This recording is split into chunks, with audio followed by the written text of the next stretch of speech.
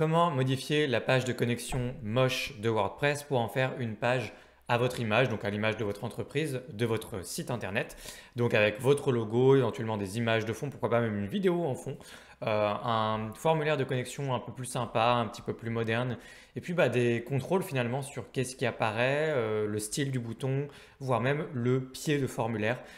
Tout ça, on peut le faire avec une extension que je vais vous présenter dans cette vidéo qui s'appelle Login Press. Login Press est une extension d'abord et avant tout gratuite.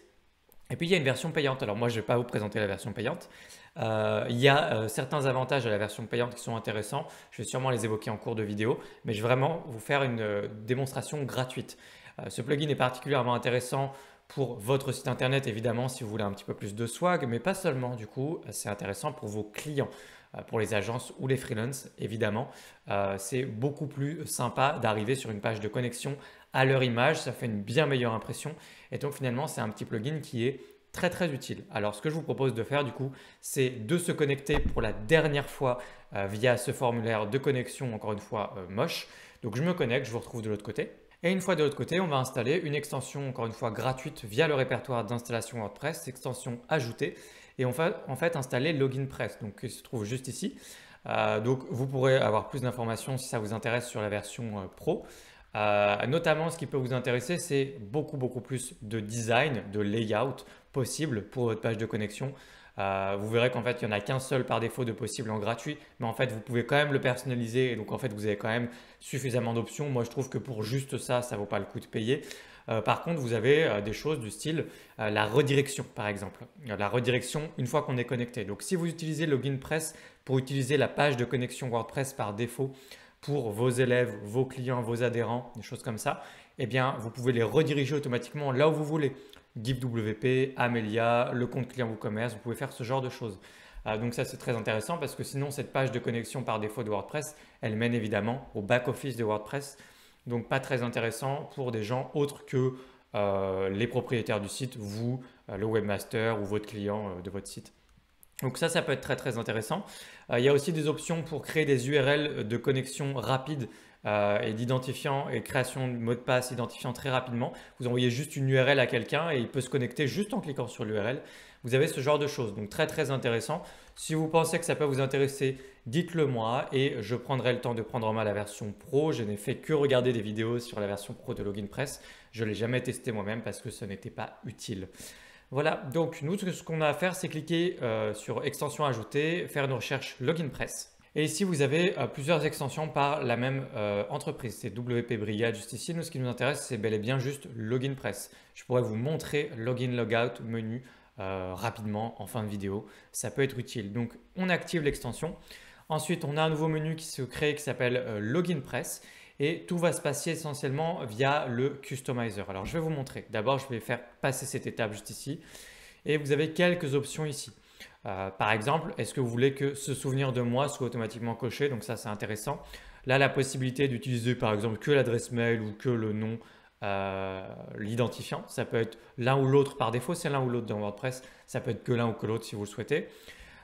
Et là, moi, je cocherai ça automatiquement, c'est-à-dire que si vous supprimez l'extension, ça va automatiquement supprimer tous les réglages et ça ne va pas laisser finalement des données dans la base de données. Donc voilà, juste vous cochez l'option par défaut, ce sera beaucoup plus propre si le jour où vous supprimez l'extension. Idéalement, toutes les extensions devraient proposer ce genre d'option. Vous faites enregistrer les modifications et puis ensuite, ça se passe dans un seul endroit, ça se passe dans le Customizer. Je vais cliquer ici sur Personalizer et vous allez voir que tout de suite déjà, c'est un peu plus propre, c'est-à-dire qu'on n'a rien fait du tout et la page de connexion WordPress est un peu plus propre. Et nous voilà amenés directement dans le menu Login Press. Donc votre page de connexion ressemble désormais à ça, donc vous vous en conviendrez, c'est quand même beaucoup mieux.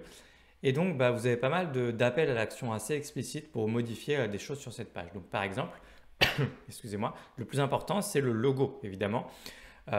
L'image de fond, là, évidemment, ça ne va pas par rapport à votre entreprise. Vous n'allez peut-être pas laisser des roses.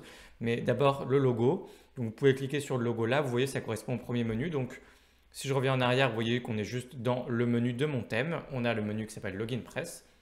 Et donc, on a tous les menus. Je vous propose de parcourir les trois quarts des menus qu'on a ici. Le premier étant thème. Et c'est là où, justement, vous n'aurez pas accès aux autres layouts.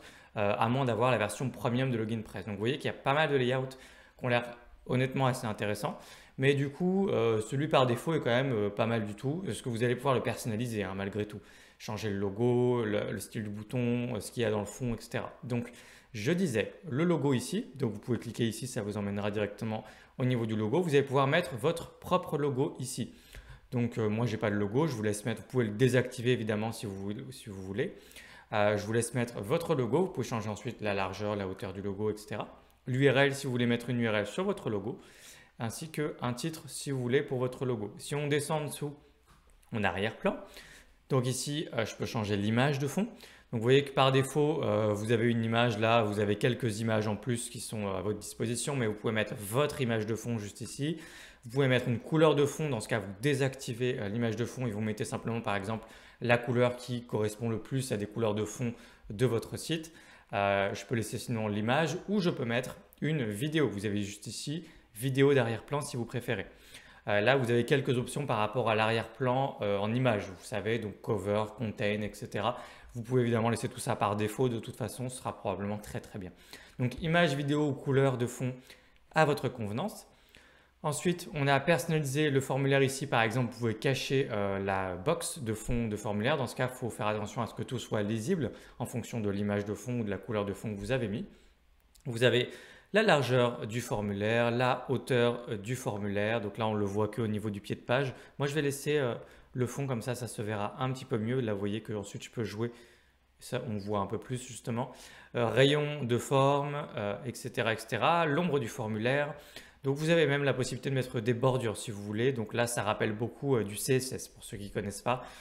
C'est pas très évident, mais dans ce cas, vous mettez par exemple, vous faites comme dans l'exemple, si vous voulez mettre une bordure, vous pouvez mettre 2 pixels. Dotted, c'est pour les points. Sinon, vous pouvez mettre simplement solide comme ça vous fait comme ça la bordure normale. Et vous pouvez également écrire dashed par exemple. Vous avez plusieurs options, mais par défaut, c'est peut-être solide qui vous intéresse ou dot. Vous pouvez changer la couleur juste ici, vous n'êtes pas obligé de laisser black. Donc là, on est vraiment sur du CSS. Je ne sais pas pourquoi ils ont laissé ces options-là comme ça, parce que ce n'est pas évident pour la plupart des gens. Je ne sais pas comment enlever, voilà. Et puis bah, du coup, juste dessous, vous avez quelques options de couleurs, couleur de fond des champs, couleur du texte, etc. Donc voilà, je ne vais pas vous montrer tout ça, parce que c'est très explicite. Vous n'avez qu'à vous balader dans les réglages. Personnaliser le fond du formulaire, donc là la couleur de fond ici. Vous avez reCAPTCHA qui est une option uniquement pour la version premium. Vous avez le style du bouton ici pour changer le style du bouton, couleur, etc.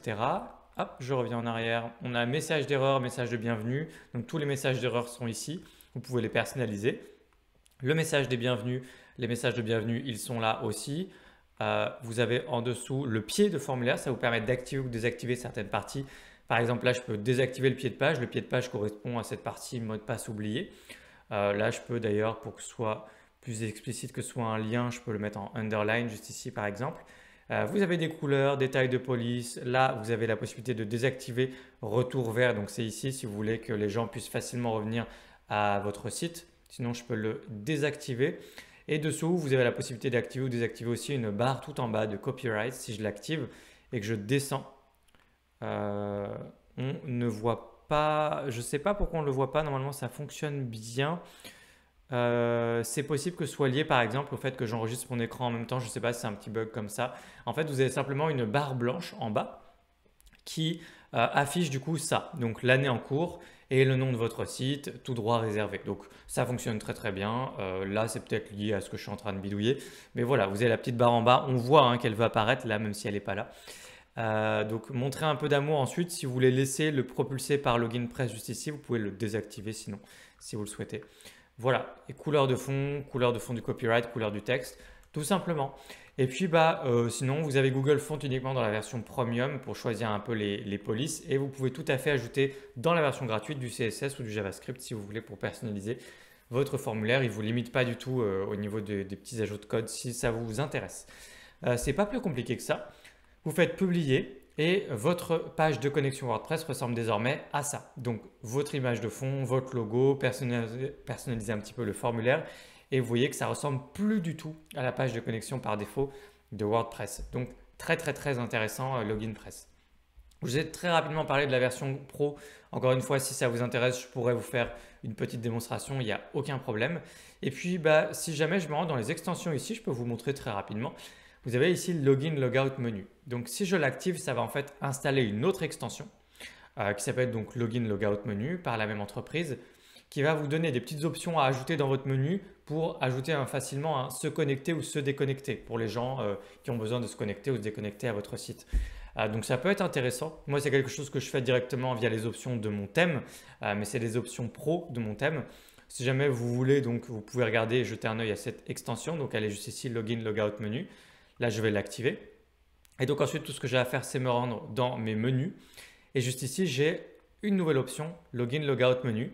Et j'ai différentes options. Je vais vous montrer simplement celle-là, par exemple. Ça conviendra très très bien. Ça va ajouter justement ce que vous voyez là à votre menu. Donc soit se connecter, soit se déconnecter, soit un bouton qui change automatiquement en se connecter ou se déconnecter selon si la personne est connectée ou déconnectée. Donc c'est évidemment le plus intéressant.